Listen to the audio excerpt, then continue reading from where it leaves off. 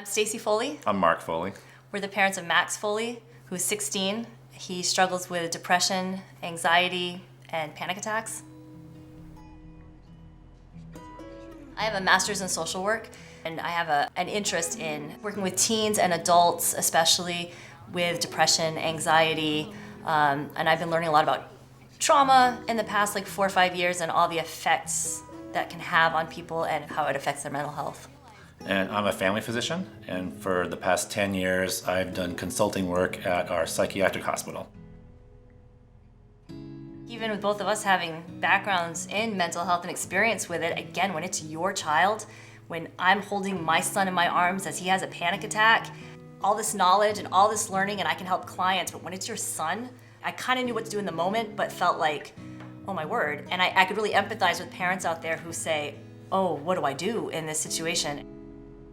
Especially as fathers, as men, we sometimes dismiss a lot of the feelings that we're having as not necessarily mental health issues, but it's things you should be able to overcome, like just work a little harder or push it down. Finally, taking care of my own health opened my eyes to what was going on with Max.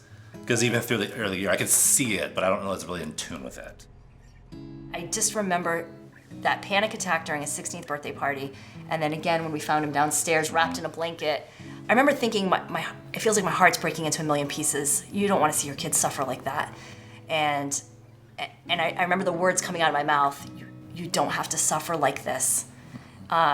Knowing that medicine could help, it was worth it. It was worth trying. Yeah, and I think one thing that's important for parents to realize is that it does take a while, and there can be really tough times while it's working. I know our family doctor told him, look, here's what could happen to you. The most important thing is you keep talking to people.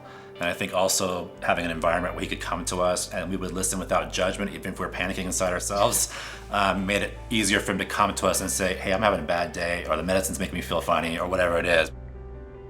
We actually even have a chart on our fridge, and it's sort of like, how am I doing today? And there's these 5 levels, and we each have a magnet, and we put it on there.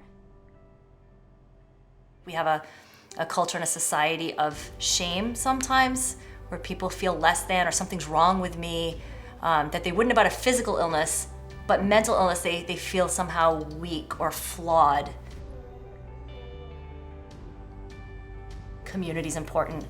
Talking to other people and knowing that we all suffer and we can all get through this and we can talk about this and there's no shame in it. I think there's power in that.